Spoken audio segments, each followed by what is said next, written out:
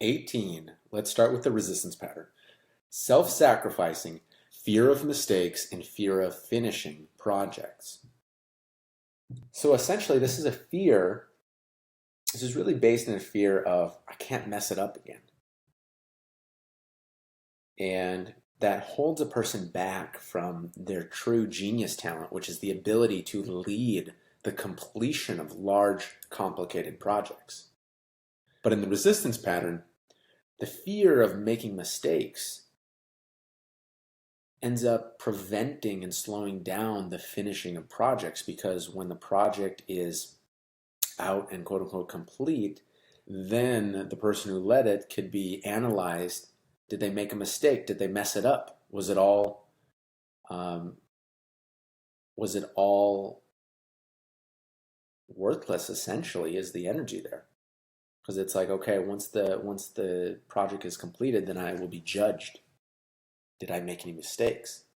But as long as the project is around 80%, then there's this notion that if there's any mistakes, well, we can still work it out.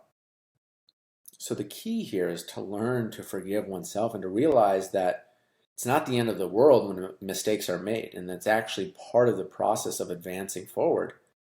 And not only is it a necessary process, but it can be a very positive process. You know, my grandpa Jack has a quote that he says that when he was leading uh, teams on projects, it says to the people, you know, you can make all the mistakes you want, just don't make the same one twice. And that's the key here, because of course nobody wants to make mistakes, but it's going to happen. And naturally, it's just going to happen. So it's giving people permission on a level to do that and to then learn from it. Make sure you learn from it. Because the opposite, if a person is uptight, if a team is uptight and they're afraid of making mistakes, and we see this in sports, if a team is too uptight and they're afraid of making mistakes, what happens? They don't play well because they're locked up, their rigidity they're out of the flow. And in business, this is what happens. As a person has got rigidity in the body and fear of making mistakes, and that actually creates more mistakes. So it's allowing oneself to realize that mistakes are going to be made. Okay, well, let's just learn from them as fast as possible. Let's do everything we can in our power to make sure that we mitigate those mistakes. And of course, we're striving to not make mistakes. And that's just part of the process. So let's have a culture of learning from it as fast as possible and moving forward. You know, there's a scenario of Warren Buffett, and I don't remember the exact details of it, but essentially one of his top executives that, you know, manages the huge conglomerate of companies that he has, made a mistake that cost them like an obscene amount of money. And it was just like, it was unheard of. We're talking like, it was just a lot. So I don't remember the exact details of it, but it was a staggering amount. And people were shocked because Warren Buffett counted as a mistake, asked what he learned from it, and then he continued. Whereas other people would be like, all right, well, he's fired, he's done. But it really just goes to show that when you have the people that you're betting on, you know that people are going to make mistakes, but let's learn from it. And obviously there's certain mistakes if you make, then, you know, there's no coming back from that. But within the general scope of a business, it needs to be done. Like, you know, it needs to be a culture of being able to move forward. So with this for yourself, take a look at what fears of mistakes you have and work on letting those go. And a way that can help letting those go is having a process of like, okay, if I make a mistake, what's my procedure to learn from it, to extract the value from it and move on? Because that's ultimately what needs to happen here. Because the 18 in its genius talent is the ability to lead the completion of large, complicated projects like you see. And that comes from being able to make hard decisions. And those hard decisions, there's going to be, you know, oftentimes with the hardest decision, there's going to be it's not a clear-cut way, and there's going to be challenges either way. So it's being okay with that. It's knowing that that's just part of leading a large complex project, and deciding what's going to be best, and then learning from the rest.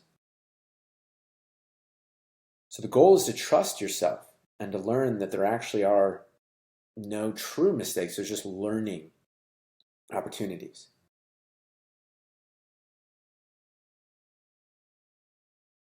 And that'll help loosen the resistance pattern, which the resistance pattern can feel like everything is life or death.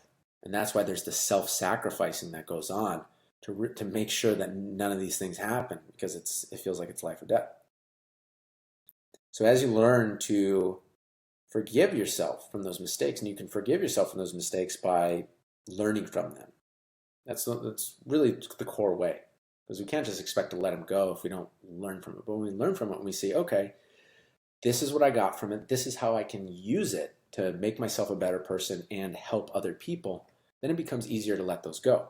And as we do that for ourselves, we allow unconsciously and consciously, we can lead others in the team to do that. And that makes a more effective team, a more relaxed team. In sports teams, you can just see that the relaxed intensity of teams that are willing to go through the flow. It's the positive culture that if somebody say, okay, pick them back up, let's learn from it, let's move forward. Because in the course of a game, there's going to be mistakes made. There's going to be bad breaks. But the team that wins consistently is the team that stays unified within that and learns from them fast and continues moving forward.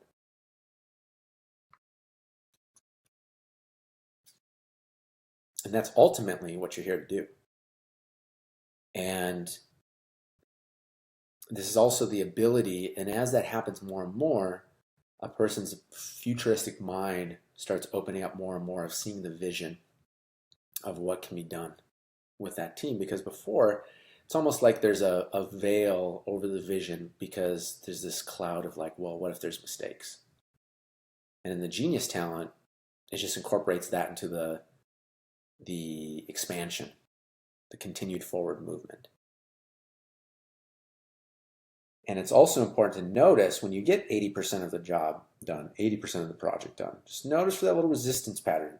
They'll start feeling, oh, let's not finish it, because then, we'll basically be on trial for whether we made the job or not, whether we succeeded or not. So the more that you punch through that last 20%, the more and more the gift, the ease, the naturalness will kick in.